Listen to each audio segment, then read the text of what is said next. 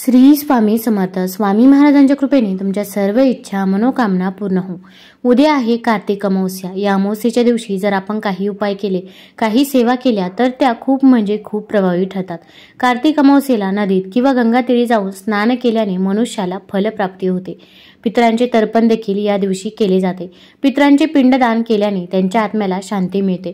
धार्मिक मान्यतेनुसार अमावस्येच्या दिवशी पूर्वज मृत्यूलोकातून पृथ्वी तलावर येतात. त्यामुळे पितरांसाठी तर्पण, पिंडदान आणि श्राद्ध इत्यादी केले जाते. त्यामुळे पितृदोष नाहीसा होऊन पितरांचा आशीर्वाद हा आपल्याला मिळत असतो. आता या अमावस्येच्या दिवशी आपल्याला काही उपाय करायचे आहे. भरपूर वेळा आपल्या आयुष्यामध्ये अनेक अडचणी, अडथळे, संकटे असतात आणि ते काही संपायचं नाव घेत नाही. आता संकट येणारच नाही असं तर होणार नाही, पण आपण संकटाचा वेग मात्र नक्कीच कमी करू शकतो. तसेच आपण मेहनत तर घेत असतो, पण मेहनतीचे देखील आपल्याला पाहिजे तसे फळ हे मिळत नाही.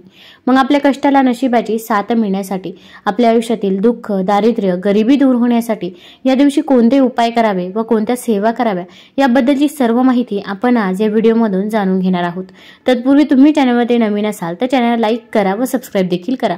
कमेंटमध्ये श्री स्वामी समर्थ किंवा ओम नमो भगवते वासुदेवाय लिहायला विसरू नका. आता या अमावस्येच्या दिवशी आपल्याला सकाळी लवकरच उठायचं आहे. अगदी तुम्ही ब्रह्ममुहूर्तावरती उठले तरी पण चालेल. ब्रह्ममुहूर्तावरती आपण जे काही पूजा करत असतो, जी काही सेवा करत असतो, ती सेवा ही सफल ठरत असते, कारण की त्या काळामध्ये वातावरणामध्ये देखील शांतता असते. अमावस्येच्या दिवशी आपल्याला गाड्यांचा उतारा देखील करायचा असतो. मग टू व्हीलर असो किंवा फोर व्हीलर असो, त्यासाठी आपल्याला नारळ हा फोडायचा असतो. तर आपण एक सोललेला नारळ घ्यायचा आहे. आपल्याला आपलं वाहन प्रथम स्वच्छ धुवून घ्यायचं आहे. वाहनावरती आपल्याला स्वस्तिक काढायचं आहे. मग टू व्हीलर असो किंवा फोर व्हीलर असो, आपण कुंकवाने स्वस्तिक काढावं. त्यावरती थोड्याशा अखंड अक्षता अर्पण करायचं आहे. धूपदीप दाखवायचा आहे आणि त्यानंतर नारळ फोडायचा आहे. तसेच गुलाल देखील अर्पण करावा. यामुळे आपल्या वाहनाला कोणतीही नजरबाधा ही होत नाही, संकटे कधीही सांगून येत नाही. त्यामुळे त्यासाठी तुम्ही प्रत्येक अमावस्येला आपल्या गाडीचा अशा प्रकारे उतारा करावा. गाडीला नारळ हा अमावस्येच्या दिवशी हा फोडलाच पाहिजे.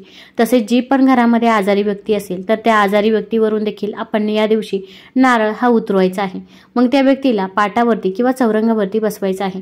नारळ घ्यायचा आहे. नारळावरती कुंकवाने त्रिशूळ काढायचा आहे. त्या व्यक्तीवरून हा नारळ आपण 7 वेळा उतरवायचा आहे. उतरवत असताना म्हणायचं आहे, माझ्या मुलाला, पतीला जी काही नजरबाधा झालेली असेल, इडापिडा मागे लागलेली असेल, तिच्या मागे जी काही संकटे असतील तर ती संकटे पूर्णतः दूर होऊ दे, असे आपण म्हणायचं आहे. त्यानंतर हा नारळ आपण आपल्या घराच्या बाहेर जाऊन एखाद्या ठिकाणी टाकायचा आहे की जो नारळ कोणीही फोडणार नाही.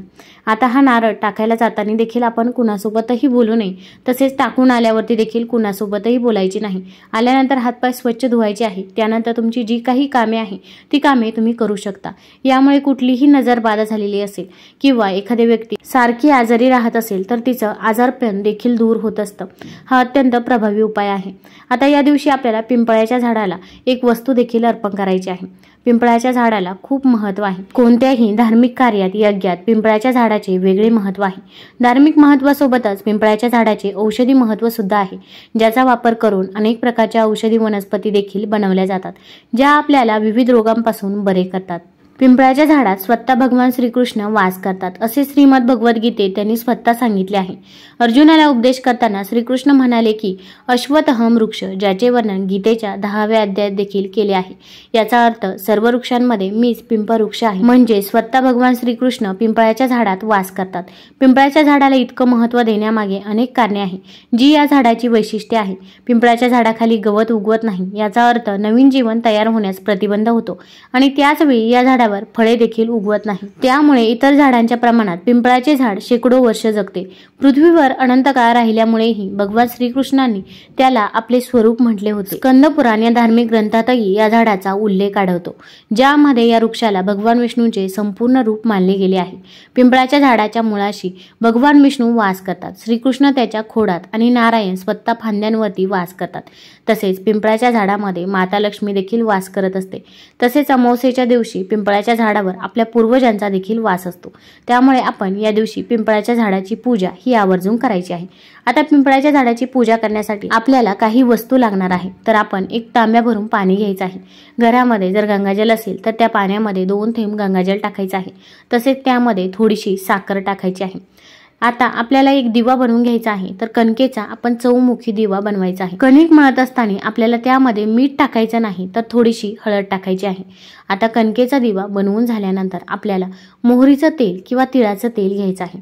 आता हे तेल घ्यायचं आहे, तसेच थोडेसे काळे तीळ देखील आपल्याला सोबत घ्यायचे आहे। आता हे काळे तीळ आपल्याला दिव्यामध्ये टाकायचे आहे। दिवा घ्यायचा आहे। आता यानंतर आपल्याला सप्तधान्य घ्यायचं आहे। मग सप्तधान्यामध्ये तुम्ही गहू घेऊ शकता, बाजरी घेऊ शकता, तांदूळ घेऊ शकता, मड घेऊ शकता, मूग घेऊ शकता। आता सप्तधान्य घेतल्यानंतर आपल्या घरातील प्रत्येक व्यक्तीवरून हे सप्तधान्य आपल्याला उतरून घ्यायचं आहे। म्हणजेच एखाद्या व्यक्तीला जर नजरबाधा झालेली असेल, येडापिडा मागे लागलेली असतील, किंवा घरामध्ये अशी एखादी व्यक्ती असते की तिच्या मागे कायम साडेसाती असते, तिनं कोणतंही काम हाती घ्या तिच्याच्याने ते पार पडत नाही, किंवा ते काम पूर्ण होण्यासाठी तिला अनेक संकटांचा सामना करावा लागतो, तेव्हा ते काम कुठेतरी पार पडत असते। किंवा घरामध्ये तुमच्या मुलांची पाहिजे तशी प्रगती होत नसेल, तर मुलांवरून देखील आपण हे सप्तधान्य 7 वेळा उतरून घ्यायचं आहे। उतरवत असताना म्हणायचं आहे, माझ्या मुलाला, पतीला जी काही येडापिडा त्याच्या मागे लागलेली असतील, संकटे असतील, तर ते पूर्णतः दूर होऊ दे। घरातल्यांची, बाहेरच्यांची, शेजारच्यांची, पाजारच्यांची जी काही नजर असेल, तर ती नजर उतरू दे। माझ्या मुलाची, पतीची प्रत्येक क्षेत्रामध्ये प्रगती होऊ दे, असे आपण म्हणायचे आहे। आता हे सप्तधान्य आपण घ्यायचं आहे। सप्तधान्य आपल्या घराच्या बाहेर गेल्यानंतर घरावरून देखील आपण हे सप्तधान्य 7 वेळा उतरवायचं आहे।